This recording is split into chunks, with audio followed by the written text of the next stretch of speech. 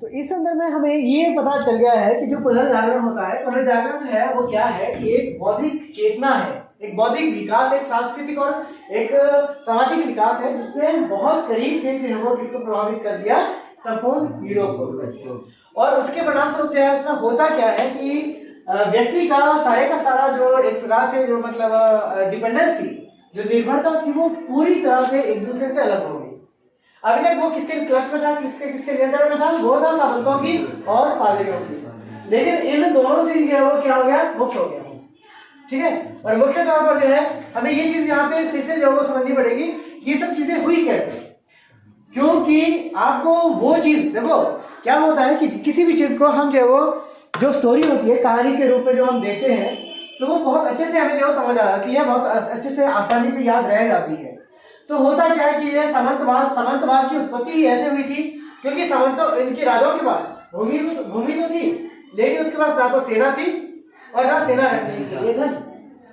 Okay, अब उसने क्या किया, उसने एक विकल्प के रूप में किसको जो है उसका प्रयोग शुरू कर दिया, हाथ अपने सामने को रखना, खुले रखना। तो किसके लिए जो उसका प्रयोग किया, उसने देखा कि मेरे पास भूमि है, फिर उस भूमि को किसको दिया जाए, और उसके बदले में जो मुझे आवश्यक है, अर्थात आवश्यक क्या है, धन है, और जरूरत पड़ने पर सेना है।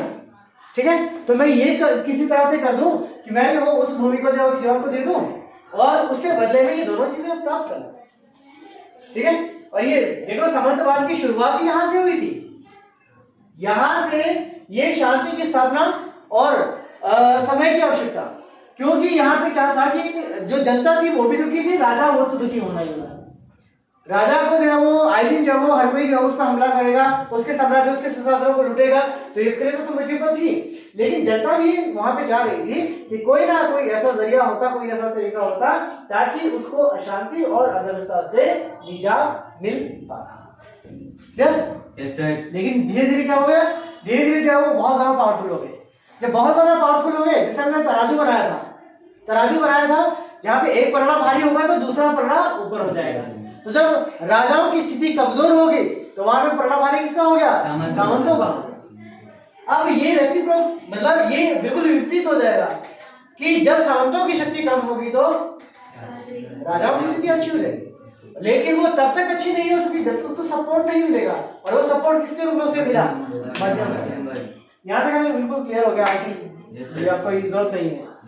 जब ये धर्म सुधार, जब ये पुनर्जागरण जब वो अस्तित्व में आ गया तो निश्चित तौर पर हमारे पास वहां पे दो चीजें हमारे पास उपलब्ध हो सकी, और वो दो चीजें क्या थी। क्योंकि यहाँ पे हमने एक उदाहरण लिया था, एक व्यक्ति जो अगर 16 से 18 घंटों से काम किया जाएगा, कठिन परिश्रम कराया जाएगा, क्या हम उससे एक्सपेक्ट कर सकते हैं कि वो रात को 11 बजे जाके जो कोई किताब लिखे, कोई कविता लिखे, कोई पेंटिंग बनाए, कोई मूर्ति बनाए, ऐसा हो सकता है क्या? नहीं हो सकता। और इसीलिए जब वो सामंतवादों की जंजीरों से मुक्त हुआ, जब उसने नगरों में रहना शुरू कर दिया, नगरों में काम करना शुरू कर दिया, तो वहां पे उसके क्या था, उसके जो फिक्स आवर्स थे, निश्चित घंटे थे काम करने के, उन निश्चित घंटों के बाद वो क्या कर सकता था, कलाकृति विभिन्न क्षेत्रों में अपना योगदान दे सकता था, अपने ये समय निकाल सकता था। ठीक है, अपने मनोरंजन में जो ध्यान दे सकता था, वो पार्क में जाके घूम सकता था, वो सिनेमा हॉल जाके जो कुछ भी चलचित्र देख सकता था, वो खेल देख सकता था, वो संगीत में अपना जो कौशल है वो दिखा सकता था, वो मूर्ति बना सकता था, वो चित्र बना सकता था। ठीक है, तो ये सब जो चीजें हुई ना बेटा, अब ये सोच के चलिए कि जो पुनर्जागरण हुआ उन सारी चीजों का विकास होता था, चाहे वो विज्ञान का क्षेत्र था, चाहे वो कला के विभिन्न क्षेत्र होते हैं, संगीत कला हो गया, चित्रकला हो गया, मूर्ति कला हो गया। ठीक है, तो ये संपूर्ण चीजों का वहां पे विकास होता चला गया। और इसके अलावा यहाँ पे आपको एक चीज भी यहाँ पे ध्यान रखनी होगी कि सारे का सारा जो ज्ञान का केंद्र जो माना जाता था वो किसको माना जाता था, बाइबल को माना जाता था, जो किसके नियंत्रण में थी, चर्च के नियंत्रण में थी, पादरी के या पोप के नियंत्रण में थी। अब वो क्या हो गया, उसकी नियंत्रण से बाहर होगी, मुक्त होगी। क्योंकि यहाँ पे हमने क्या देखा था, छापे खाने का आविष्कार की हमने बात कही थी, उस श्रेणी में सबसे जिसे प्रभात होती है, सुबह होती है, लेकिन आपने अब सुना होगा कि भोर का तारा होता है, कुछ पता है, सुबह होने से पहले कोई और तारा निकलता है, मॉर्निंग स्टार इवनिंग स्टार नहीं पढ़े हैं ना बेटा। तो सूर्य से पहले जो अगर आप देखना, कभी कोई कोशिश करना स्लो उठने की, देखना जरा शुरू से पहले भी कोई स्थान होता है क्या पूर्व दिशा में, तो हमारी स्थान वहां पे होगा। ठीक है, तो मीन्स प्रभात का नक्षत्र जो उसे वहां पे कहा जाता था, समझ आ रही बात। तो क्योंकि वहां पे क्या हुआ, अभी तक प्रिंटिंग प्रेस नहीं हुई, क्योंकि प्रिंटिंग प्रेस इंग्लैंड में जो एस्टेब्लिश हुई दैट वाज 1477, विलियम जैक्सन ने उसको वहां पे स्थापित किया था। लेकिन 1455 इनकी 1445 में जर्मनी के गुटेनबर्ग ने जो वो क्या किया, एक टाइपिंग मशीन, इसको प्रिंटिंग प्रेस का एक हम कह सकते हैं कि इसका पूर्वाभ्यास क्या है, इसको प्रभात का नक्षत्र कह सकते हैं। ठीक है, उसका हुआ क्या, उसमें केवल 150 प्रतियां जो है उस समय बाइबल की छपी थी, 150 कॉपी छपी। अब इससे पहले बाइबल कहाँ होती थी, ओके नियंत्रण में, पादरियों के नियंत्रण में, हम चाहे भी तो भी वहां से जानकारी प्राप्त नहीं कर सकते। तो छप गई, मैं क्या करूंगा, मैं गया, मैंने पुस्तक खरीदी, खुद पढ़ लिया कि इसमें लिखा क्या गया है अभी, और वो जरूरी नहीं कि अब वो लैटिन विभिन्न जो विशेष तौर पर जो लैटिन भाषा का अत्यधिक प्रभाव था उससे भी वो मुक्त हो गया। जब छापे खाने का आविष्कार हुआ तो विभिन्न भाषा में उसकी जो प्रतियां छपने लगी, उसका अनुवाद छपने लगा। ठीक है, अब मान लीजिए कि हिंदी में अगर बाइबल होगी तो हम उसको आसानी से पढ़ सकते हैं ना। yes, sir. हम अंग्रेजी जानते हैं, हम अंग्रेजी नहीं पढ़ सकते, लेकिन पढ़ेंगे तो तब ना तो हमें उसको उपलब्ध होगी। तो ये इससे क्या हुआ, उसका दृष्टिकोण ही बदल गया पूरी तरह से, उसका दृष्टिकोण पूरी तरह से बदल गया। किसका, व्यक्ति का, समाज, यूरोपीय समाज। क्लियर हो रहा है? ठीक है, ये सब चीजें जो हुई ना बेटा, तो वो सारी की सारी चीजें, अब मैं आपको एक ही चीज, अभी तो मैं पढ़ा रहा हूं केवल आपको, अब हम क्या करेंगे, अब अगला हमारा जो प्रयास रहेगा वो एक छोटा सा मॉडल बनाने का रहेगा, जिसमें हमारे पास 2 तराजू होंगे, एक तराजू होगा, उसके 2 पलड़े होंगे। ठीक है, जिसमें एक तरफ जो है हमारा राजा, उसकी स्थिति वो रहेगी, और दूसरी तरफ रहेगा सामंत, और वो पलड़े जो ऊपर और नीचे होंगे तो निश्चित तौर पर वो क्या करेंगे, एक दूसरे को बहुत करीब से प्रभावित करेंगे। और जब जिस चीज को, जैसे मान लेते हैं कि हमारे पास है घास, ठीक है, हमारे पास है अनाज, और हमारे पास है भेड़ बकरियां, हमारे पास है दुधारू पशु, तो निश्चित तौर पर हम चीज चाहे एक कर रहे हैं या दूसरी कर रहे हैं, लेकिन वो किसी ना किसी रूप में एक दूसरे से मिले हुए, उसमें सरमाया हुए, उसी को सपोर्ट कर रहे हैं। क्लियर हो रहा है? yes, sir. ठीक है, लेकिन देखो अगर हमारे पास पशु नहीं होंगे तो हमारे लिए घास मुसीबत है, लेकिन अगर पशु है तो दोनों ही चीज है। क्लियर हो रहा है? yes, sir. अब यहां तक जब हमने समझ लिया, अब हमने ये क्या किया, देखो विद्या कहां से मिलती है, कहां से मिलती है, पढ़ने से। पढ़ेंगे कहां से, किताबें से, और किताबें पढ़ाएगा कौन, पर ये संस्थान, ये स्कूल, ये विश्वविद्यालय, और वही विश्वविद्यालय के बारे में हमने 3 विश्वविद्यालय के बारे में, 2 विश्वविद्यालय के बारे में, पहला था बोलोनिया विश्वविद्यालय। ये क्या था, शुरू में जो विश्वविद्यालय स्थापित हुए वो 13वीं सदी में जो मुख्य तौर पर ये इसको हम मान सकते हैं। और इन विश्वविद्यालय में हुआ क्या, इन विश्वविद्यालयों में कानून की शिक्षा प्रदान की जा रही है। ठीक है, ऐसे होने से ऐसा होता है, और इसके बदले में ये होगा, ये इसका अपराध ये होगा, इसका दंड ये होगा, ये जो कुछ भी कानूनी जो पेचीदगियां हैं उसको भली बात आसानी से समझ सकते हैं। क्लियर हो गया? उसके अलावा ये जो स्कोप्स है, जैसे आप विशेष तौर पर यहाँ पे हम देखते हैं ह्यूमैनिटी पढ़ रहे हैं यहाँ पे, ठीक है, लेकिन इसके अलावा जो जैसे हमने साइंस स्ट्रीम पढ़ी है या कॉमर्स की बात करते हैं, आगे चल के जो स्पेशलाइजेशन होती है वो किसी पर्टिकुलर फील्ड में हुआ करती है। तो ये सब जो चीजें हैं ना बेटा, उससे क्या हुआ, मानव का दृष्टिकोण, जब ज्ञान और विज्ञान प्रसारित होता है ना, या हमारे दिमागों में जब वो आ जाता है तो निश्चित तौर पर जो परिवर्तन होना स्वाभाविक है। पढ़े लिखे और अनपढ़ में कुछ ना कुछ फर्क तो होगा ना। ठीक है, जिसमें आपको उदाहरण दे रहा था, अभी तक चर्च ये कहता था कि पृथ्वी केंद्र में, पृथ्वी अपनी जगह पे स्थिर है, सूर्य चल रहा है, लेकिन जब कोपरनिकस ने उसको सिद्ध कर दिया ना कि ऐसा नहीं है, ऐसा नहीं है, ये मिथ्या है, ये भ्रम है, तो निश्चित तौर पर जो है, अब हम एक अनपढ़ व्यक्ति के सामने जो अगर ऐसा बोलेंगे या पृथ्वी जो है वो घूम रही है, अन्य ग्रह घूम रहे हैं, सूरज स्थिर है, बोलेगा कि कैसा पागल है, क्या पढ़ता है क्या तू, होगा ऐसा कि नहीं? yes, तो निश्चित तौर पर ये क्या होगा, ये निश्चित तौर पर हमारा जो स्कोप्स है, हमारी जो स्ट्रेटेजी है, हमारा जो दायरा है उसको बहुत ज्यादा बढ़ा देगा, ज्ञान और विज्ञान। क्लियर हो गया? yes, उसी में पहली श्रेणी क्या थी आपका बोलोनिया विश्वविद्यालय और पांचवा विश्वविद्यालय विधि शास्त्र के जो महत्वपूर्ण केंद्र थे। लेकिन बाद के समय में जिसका जो स्कोप है, जो दायरा है, जो क्षेत्र है, वो व्यापक होता चला गया। इसके अलावा जो है फ्लोरेंस, नेपल्स इत्यादि जो हमारे विश्वविद्यालय वहां पे अस्तित्व में आए। और अगला जो हमारे पास जो पढ़ा आता था वो आता था मानवतावाद। मानवतावाद का जो अर्थ होता था, मानवतावाद का जो अर्थ, इसको मानववाद भी कहते हैं, इसको मानवतावाद भी कहते हैं। और उसका जो अर्थ होता है वो होता है मानव जीवन से जुड़ी हुई समस्याओं के बारे में बात करना, उन पर चिंतन करना और उन्हें दूर करने का प्रयास करना। क्लियर? और फ्रांसिस्को पेट्रार्क जो है उन्हें उसका जो है वो जनक जाना। क्लियर हो रहा है? सब कुछ ठीक हो रहा है? ठीक है। और उसके बाद उसके आगे यदि हम बढ़े तो वही मानवतावाद में, जैसे कि हमने यहाँ पे कुछ उदाहरण लिए हैं, साहित्य के क्षेत्र में जो विकास, हम इसको अलग अलग कैटेगराइज करेंगे। पहले फेज में हम यहाँ पे करेंगे साहित्य क्षेत्र में उसका जो क्या विकास होगा। सेकंड हम क्या लेंगे, कला के क्षेत्र में जो है क्या कुछ विकास इस काल में, पुनर्जागरण काल में क्या हुआ। और थर्ड फेज जो हम लेंगे वहां पे हम लेंगे कि विज्ञान के क्षेत्र में जो है क्या कुछ विकास पुनर्जागरण काल के दौरान हुआ या पुनर्जागरण के कारण हुआ। क्लियर हो गया? अब कुछ आपने लिखा भी है, सभी ने लिख लिया है या कुछ ने लिखा है? पहले ये बताइए, तुमने लिख लिया है?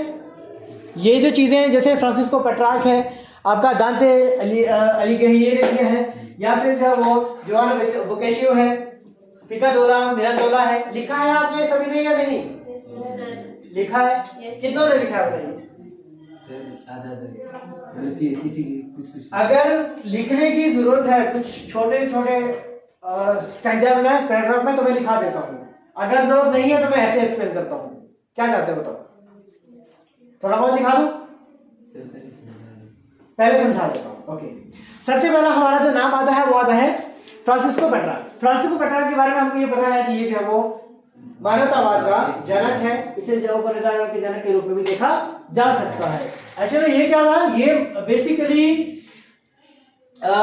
ये विधि शास्त्र या विधि वेता जिसको बोलते हैं, विधि होता है कानून, विधि वेता होता है कानून को जानने वाला।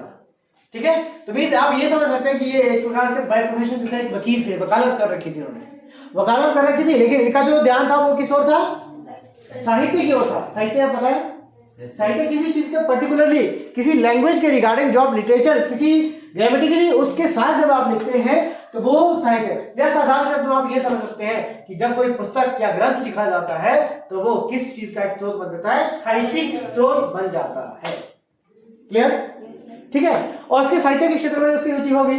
फिर जब वो कविताएं लिखना होता शुरू कर दिया और 1341 में 1341 ईस्वी में उन्हें राजकवि के रूप में मान्यता प्रदान कर दी गई।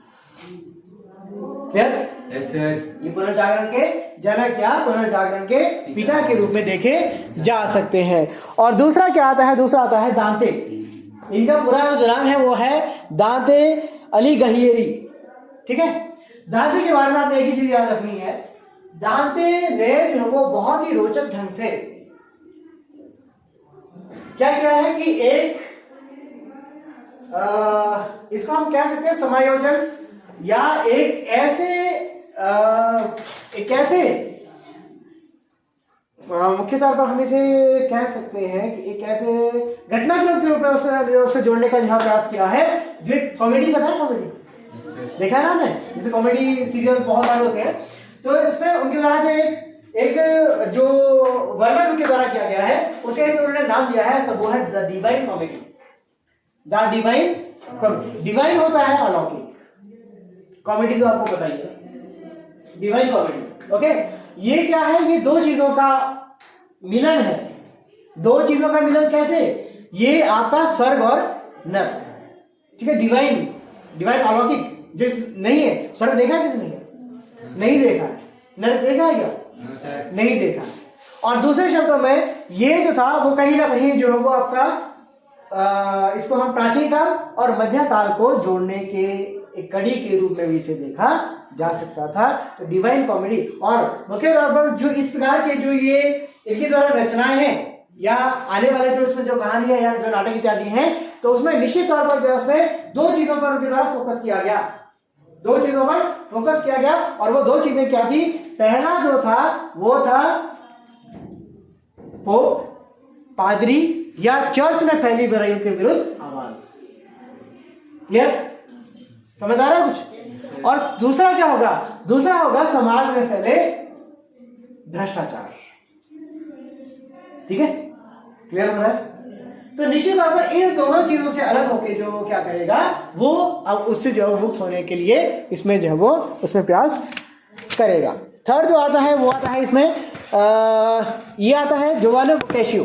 ठीक है, इसने क्या किया? इसने जो है वो समाज में फैली जो देखो समाज में जब जैसे अगर वर्तमान समय की बात भी करते हैं तो अगर हमारे आप हिंदी पढ़ते हैं ना, सभी हिंदी में आप पढ़ते हैं, उसमें निबंध होते हैं या इंग्लिश लिटरेचर पढ़ते हैं तो उसमें भी एसेज होते हैं ना, तो वो किस चीज से रिगार्डिंग होते हैं? आप उसमें देखते हो बढ़ती महंगाई की समस्या, बेरोजगारी की समस्या, है ना, बढ़ती जनसंख्या की समस्या, पर्यावरण प्रदूषण की समस्या, ऐसा होता है कि नहीं?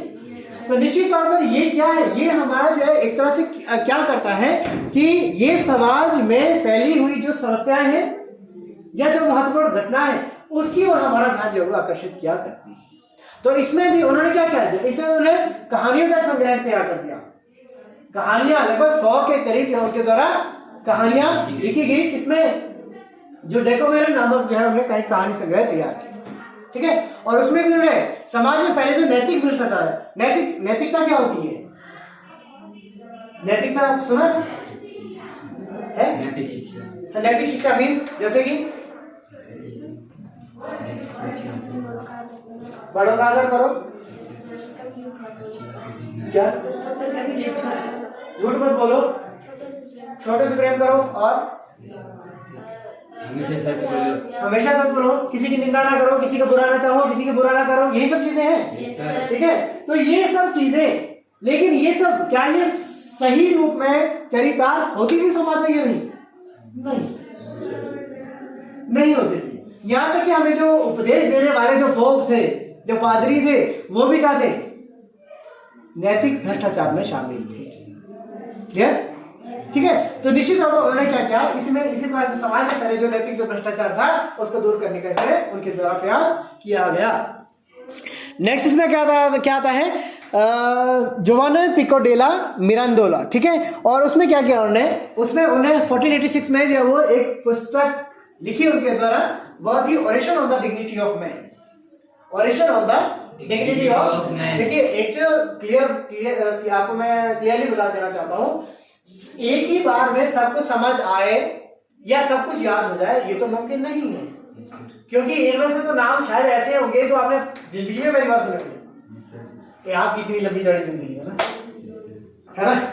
ठीक है, तो कुल मिलाकर इतना जरूर है। देखिए, एक ही चीज मैं हमेशा से लेकर आपको एक ही चीज कहता रहा हूं, आदमी की हमने पहचान जो है वो उसके नाम के साथ साथ उसके काम से करें। बोलेंगे नहीं, गलती नहीं होगी। ठीक है, हमें क्या हुआ? मुझे ये पता है कि अगर जो वो पेट्रोल के बारे में बात करते हैं तो वो मानवतावादी है, अगर माइकल एंजेलो की बात करते हैं तो वो मूर्तिकार है, अगर लियोनार्डो डा विंसी है तो वो एक चित्रकार है, अगर जो है वो जोटो है तो एक चित्रकार है। ठीक है, तो बस मैं दिमाग में अपनी वो जो छाप लूंगा ताकि मुझे कहीं और भटकने की जरूरत ना पड़े। क्लियर हो रहा है? Yes sir. उसके बाद जो है उसने क्या किया? Oration on the dignity of man. ओरेट का नाम इस जो किसी प्रकार से वो हम ये कह सकते हैं कि तर्क और वाद विवाद। ठीक है, ओरली जो वाद विवाद है उसका जो विस्तृत वर्णन उसमें दिया गया है, और मुख्य तौर पर उसने जो अपना केंद्र बना था वो भी उसने यूरोपीय समाज को ही बनाया था। उसके बाद जो है वो उसके बाद आता है निकोलो मैकियावेली। मैकियावेली का नाम आपने पहले भी सुना होगा, उसे सुना होना चाहिए। हमने अध्याय 3 में जो है वो जो हम रोमन साम्राज्य के बारे में बात करते हैं तो या वैसे भी आपको मैकियावेली द प्रिंस, मैकियावेली बहुत ही प्रसिद्ध जो वो एक रचनाकार है जिसने जो वो प्रिंस नामक ग्रंथ की रचना की थी। और द प्रिंस जो ग्रंथ है वो निश्चित तौर पर हम ये मान सकते हैं इसे राजाओं की बाइबल कहा जाता है। इसे राजाओं की बाइबल कहा। बाइबल के क्या है? बाइबल में क्या ज्ञान है? ईसाई धर्म के बारे में संपूर्ण ज्ञान समाविष्ट है ना इसमें। तो निश्चित तौर पर राजाओं की यहाँ पे बाइबल से कहा गया है, तो निश्चित तौर पर राजा, प्रशासन की व्यवस्था, प्रशासन की परंपरा, प्रशासन संबंधी नियम, शासन संबंधी और समाज के लिए उसके दायित्व, ये सब चीजें जो उनके द्वारा वहां पर उसमें जो वो बतलाई गई है। तो इसे जो क्या कहा गया है, निकोलो मैकियावेली के जो प्रसिद्ध जो ग्रंथ है उसका नाम है द प्रिंस, और इसे जो नया किस नाम से जाना जाता है,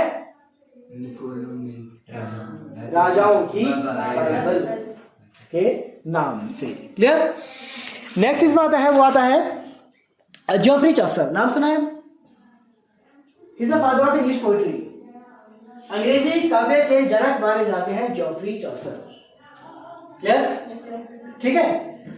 और जोफ्री चॉसर जो है उन्होंने क्या कर दिया, उन्होंने जो है वह कहानी संग्रह जो उनके द्वारा तैयार किया गया, और उस कहानी संग्रह में जो नाम दिया गया है वो है द कैंटरबरी टेल्स। सुना होगा वैसे आपने, ये कभी नहीं सुना? द कैंटरबरी टेल्स कभी नहीं सुना? चलिए, तो वैसे आप जब आप इसको अगली बार इस नाम को सुनोगे तो डेफिनेटली आपको ये चीज याद आ जाएगी। वहां पे टेल्स कौन सा होता है, कहानियां। ठीक है। तो कैंटरबरी एक उन्होंने सीरीज वहां पे लिखी, कहानियों का संग्रह के द्वारा तैयार किया गया, और वो जो था वो क्या था, उसे नाम दिया गया है द कैंटरबरी टेल्स। ठीक है। इससे पहले कि हमने, जैसे हमने पहले आर्मिक दो यहाँ पे विद्वानों के बारे में बात की थी, जिनका साहित्य के क्षेत्र में विशिष्ट योगदान था, उसमें से एक थे आपके फ्रांसिस्को पेट्रार्क और दूसरे था दांते, है ना। फ्रांसिस्को पेट्रार्क जिसे पुराने जागरण का पिता कहा जाता है, और दांते जिसे जो वो द डिवाइन कॉमेडी नामक ग्रंथ की रचना की थी, है ना। ठीक है। तो वो उनका जो क्षेत्र था, उनका जो योगदान था, वो जितना गद्य क्षेत्र में था, प्रोज एंड पोएट्री पढ़ा है ना, पद्य और गद्य तो पता है ना, है ना। तो जितना उनका गद्य क्षेत्र में था, इनका जो वो पद्य क्षेत्र में, ये पोएट्री सेक्शन में था, और इसे अंग्रेजी कविता के जनक के रूप में देखा जाता है। क्या नाम था इनका? Geoffrey Chaucer. क्लियर। उसके बाद जो है वो अगला कौन सा कर लिया हमने, सर टॉमस मोर। ठीक है। टॉमस मोर ने क्या किया, उनके जो प्रसिद्ध जो ग्रंथ है उसका नाम है वो है यूटोपिया। क्या नाम है उसका? यूटोपिया। इसको जो है वो अपने नाम के साथ ही जो वो हर चीज को जो वहां पे जोड़ लेना है। जैसे मैकियावेली है, द प्रिंस है, ठीक है, और जैसे दांते हैं तो डिवाइन कॉमेडी है, जोहान बोकाशियो है तो उसमें डेकोमेरन है, उसके बाद निकोलो मैकियावेली है, द प्रिंस है। ओके। और जैसे क्या कहते हैं, जोवाने पिकाडोला मिरांडोला है, तो वो जो है origin of the dignity of man है। ठीक है। इसको जो है नाम के साथ ही जो उसको दोनों चीजों को आपने जोड़ लेना है। और इसमें उसने क्या कर दिया, इसमें जो है वो विशेष तौर पर जो है उसने दो चीजों पर विशेष तौर पर फोकस किया। एक वो तस्वीर प्रस्तुत की जो वहां पे यूरोपीय समाज में पाई जाती थी, और एक वो तस्वीर प्रस्तुत की जो एक आदर्श समाज की होनी चाहिए। ठीक है। कुछ समझ आया? देखो, निश्चित तौर पर जो हमारे सामने समाज जो होता है ना, उस समाज में कुछ बुराइयां भी अवश्य होंगी। उन बुराइयों के साथ जो समाज को प्रतिबिंबित करना, उसको दर्शाना, वो जो था उसका एक पक्ष था, लेकिन साथ में उसका आदर्श समाज की भी एक धारणा, एक तस्वीर वहां पे प्रस्तुत करी, जो किसने की, इसने अपनी रचना यूटोपिया किसने करी? यूटोपिया। ठीक है जी। और लास्ट में जो है हमारे यहाँ पे जो आता है वो आता है डेसिडेरियस इरास्मस। ठीक है। और इसमें जो मुख्य तौर पर जो है उसमें उनकी जो रचना है इरास्मस की, द प्रेज ऑफ फॉली। ठीक है। Means foolishness. ओके। निश्चित तौर पर वो थी ना, वो पोप में थी, वो चर्च में थी, वो चर्च जो बुराइयों के रूप में थी, वो समाज में पहले भ्रष्टाचार के रूप में। और इसकी विशेष तौर पर इसका जो मतलब किसी चीज की आख्यान या किसी चीज को उसको क्या बोलेंगे, व्यक्त करने का जो तरीका था वो व्यंग्यात्मक था। ठीक है। व्यंग्यात्मक। जैसे मान लेते हैं, उदाहरण दे रहा हूं आपको, जैसे मान लीजिए किसने कोई कटिंग करवा के आया है, ये कटिंग करवा के आया, और वो कटिंग कैसी है, यहां से बिल्कुल जीरो, यहां से बाल लंबे लंबे, और वो बाल कर दिया खड़े कौवे के जैसे, तो हम बोलेंगे ना उसको, यार तुझे बड़ा सुंदर लग रहा है। तो निश्चित तौर पर क्या वो सुंदर ही लग रहा है क्या? व्यंग्य हुआ नहीं। व्यंग्य हुआ है, तो उनकी जो कुछ भी उन्होंने यहाँ पे लिखा, जो कुछ भी उन्होंने तस्वीर प्रस्तुत करी, उसमें क्या थी, उनकी जो शायरी थी वो कैसी थी, व्यंग्यात्मक थी। कैसी थी? व्यंग्यात्मक। कुछ आया? Yes sir. कितना ठीक आ गया? Yes sir. गुजारा लायक आ गया? पक्का? अब बताओ लिखाने की जरूरत है या नहीं है? कर लोगे? पक्का? Yes sir. ठीक है ना? Yes sir. तो फिर आगे बढ़ूं? Yes sir. ठीक है। कहीं पर कोई भी जरूरत होती है, कोई दिक्कत होती है, तो आप उससे पूछ लिया करना। पर मुझे लग रहा है कि शायद सब कुछ भगवान की दया से अच्छा ही हो रहा है, और भगवान की दया से आगे भी अच्छा ही होगा ना? ठीक है, आगे बढ़े। ये हो गया साहित्य के क्षेत्र में होगा। ठीक है। अगर मैं ये कहूँ कि हमने कुछ चीजें इसके बारे में लिखनी है, तो लिख लोगे अभी? लिखोगे? कोशिश करें? चलिए लिखिए। फिर सभी के बारे में लिखोगे या कुछ के बारे में लिखोगे? कुछ के बारे में लिखोगे? नाम लिखो है, लिख लीजिए। Niccolo Machiavelli.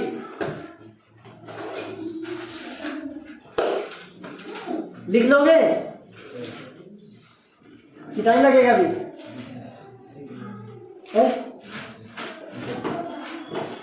पसंद कर लेगा? पक्का? ठीक है। देखिए मेरे हिसाब से ना भाई, आदमी की दो ही स्टेट्स बड़ी अच्छी होती हैं, या तो आवाज बुलंद हो, या तो बिल्कुल खामोश। ठीक है।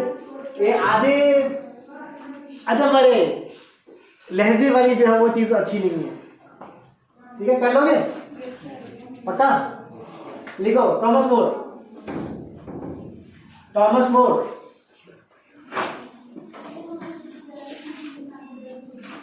उसके बाद जोवानो वोकेशियो।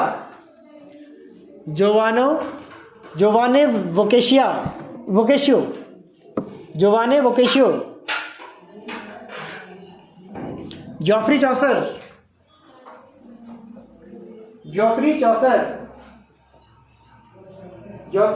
लिख लिया? उसके बाद नेक्स्ट वन दांते या पूरा नाम लिखिए, दांते अलिगहिरी।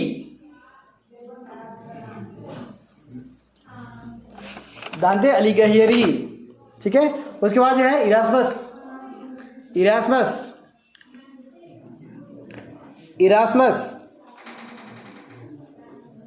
अब बताइए, कर लोगे? अगली क्लास है क्या आपकी? कंप्यूटर निकाल लिया ना?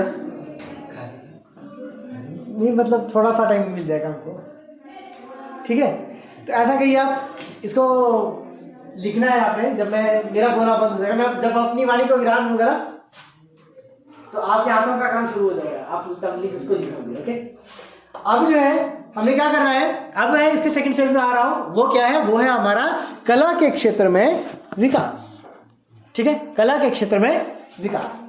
अब हमने क्या देखना है यहाँ पे कि निश्चित तौर पर अभी तक जो कुछ भी हो रहा था, जैसे हमने पहले उदाहरण दिया था ना, कि जो कुछ भी हमारा चिंतन का केंद्र था, चिंतन का केंद्र था, चाहे किसी भी संदर्भ में लिखें, चाहे लिखने के संदर्भ में, चाहे कविता के संदर्भ में, चाहे मूर्ति के संदर्भ में, चाहे चित्र के संदर्भ में, वो उसका केंद्र क्या था, उसका आधार क्या था? अलौकिक चीजें। ईश्वर हो गया, चर्च हो गया, ईसा मसीह हो गया, या पोप और पादरी हो गए। इसे बाहर हम चाहकर भी नहीं जा सकते।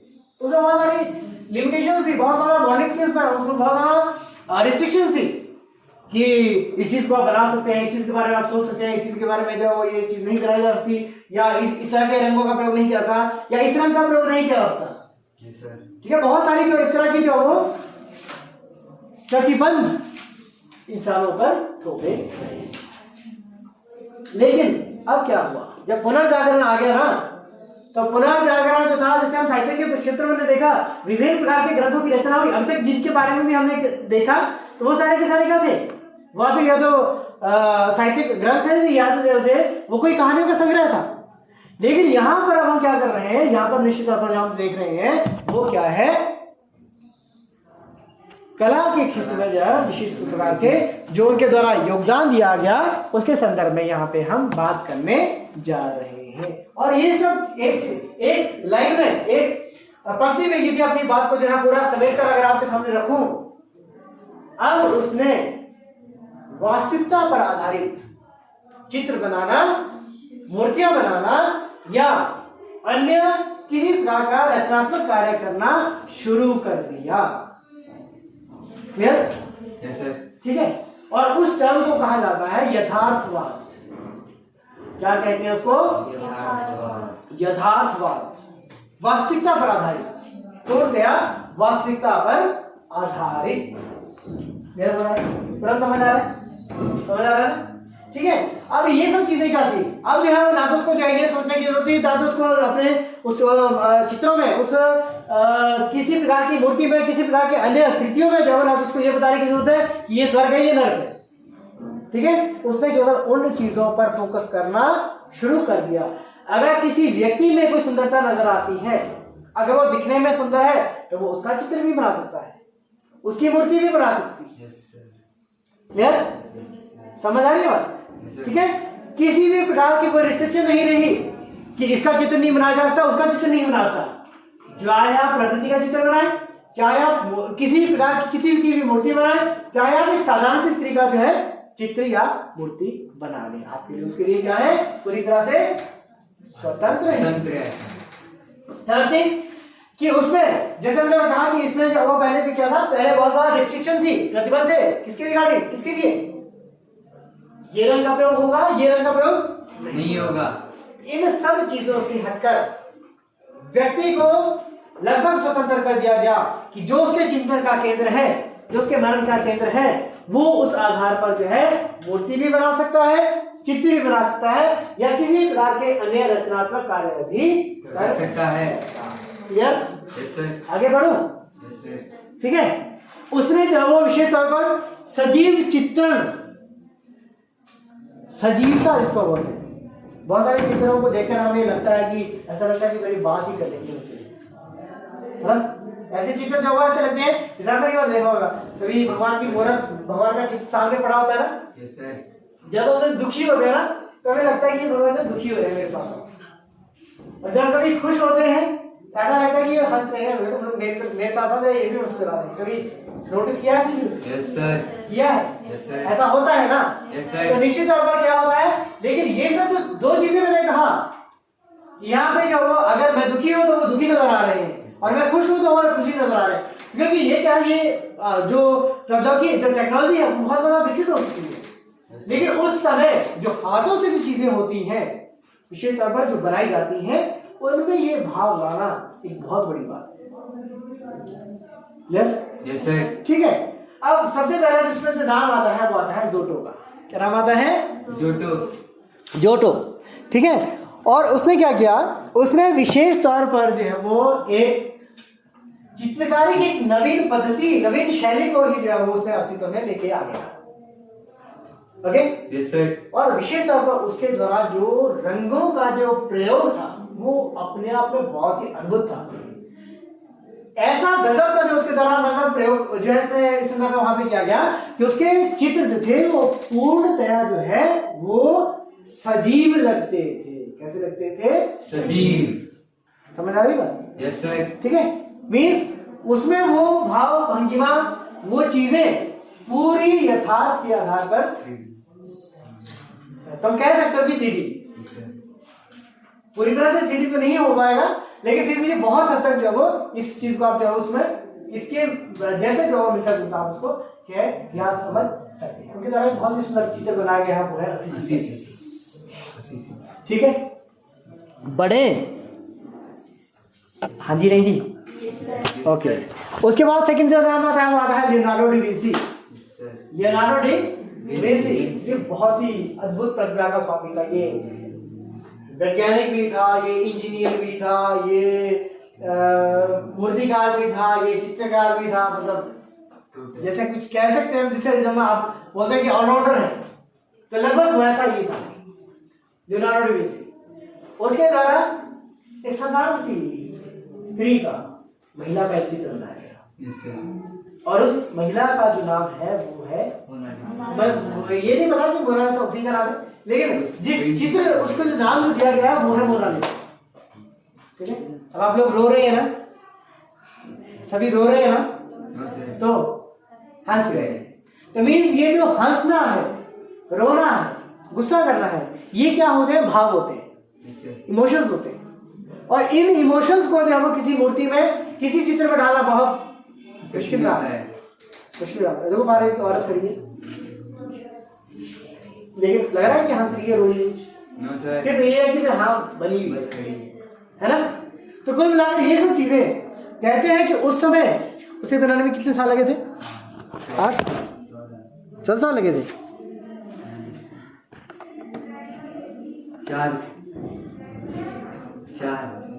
4 साल लगे थे। हाँ जी, क्या? तो निश्चित तौर पर कहते हैं कि बहुत सारे जो मतलब आधुनिक जो चित्रकार हैं वो भी इस बात को मानते हैं कि कहते हैं कि उस चित्र को जब देखा जाता है तो वो अपनी मनमोहक मुस्कान के लिए आज भी विश्व भर में प्रसिद्ध है। और कुछ लोग तुलनात्मक दृष्टि से अगर इसकी बात करते हैं तो ये कहते हैं कि वर्तमान समय तक, आज तक भी जो वो इतना सुंदर चित्र जो किसी द्वारा नहीं बनाया जा सका है। उससे आगे बढ़े तो उसके द्वारा एक अन्य चित्र भी जो है वहां पर उसके द्वारा बनाया गया है, और उस चित्र का जो नाम है वो है द लास्ट सपर। ठीक है, द लास्ट सपर। और ये वो चित्रण है जहां पर ईसा मसीह सूली पर टंगाए जाने से पहले अपने मित्रों से अंतिम भोज, जो मेज होता है, डाइनिंग टेबल होता है, उस पर जो है वो भोजन करते हुए उसे दर्शाया, उसका चित्रण जो वो किया गया है। ये अपनी उत्तम कला को यहाँ पे प्रदर्शित किया करते हैं। लियोनार्डो डा विंसी भी हो गए। आगे बढ़े। तीसरा जो नाम आता है वो आता है अल्बर्ट ड्यूरर। और इनके बारे में दिख रहे हैं?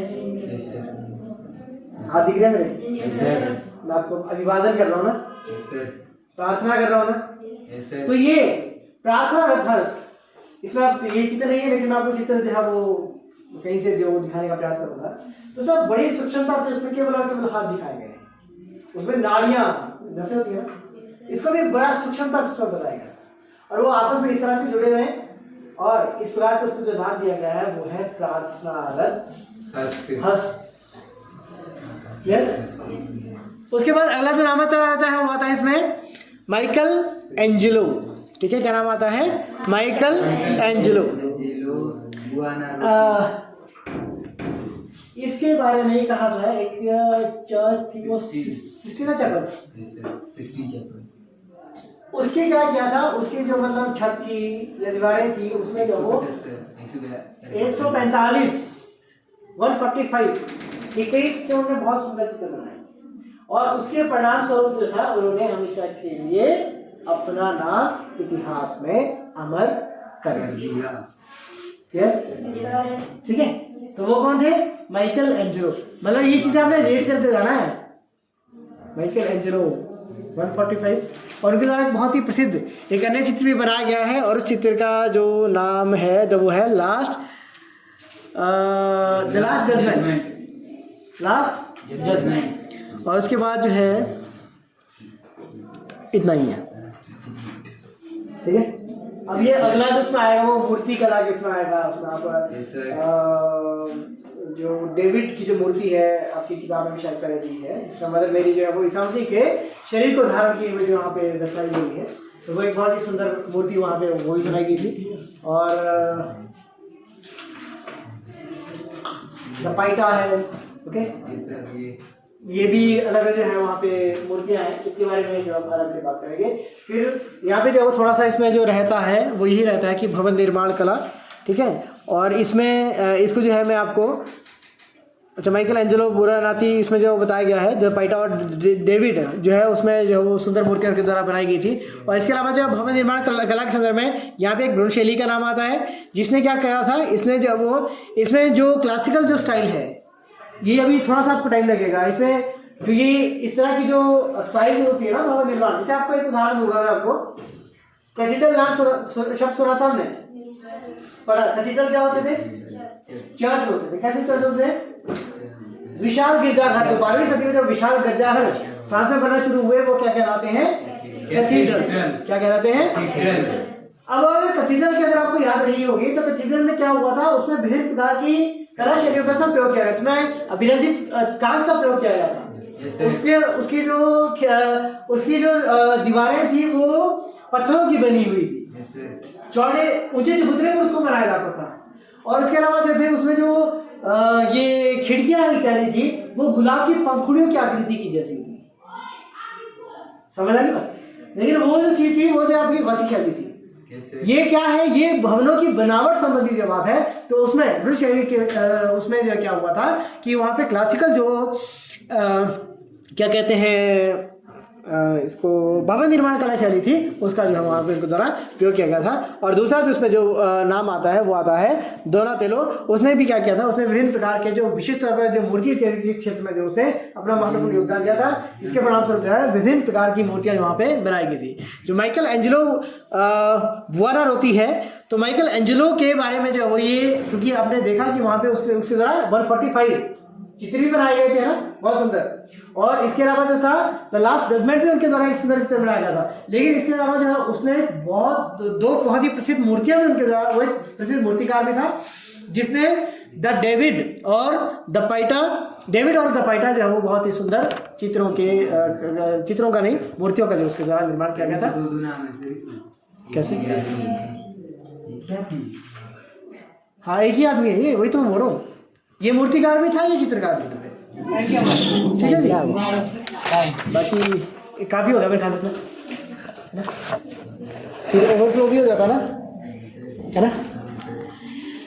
चलिए, तो ऐसी बात है। ओके, तो इस संदर्भ में हमें ये पता चल गया है कि जो पुनर्जागरण होता है, पुनर्जागरण जो है वो क्या है कि एक बौद्धिक चेतना है, एक बौद्धिक विकास, एक सांस्कृतिक और एक सामाजिक विकास है, जिसने बहुत करीब से जो है वो किसको प्रभावित कर दिया?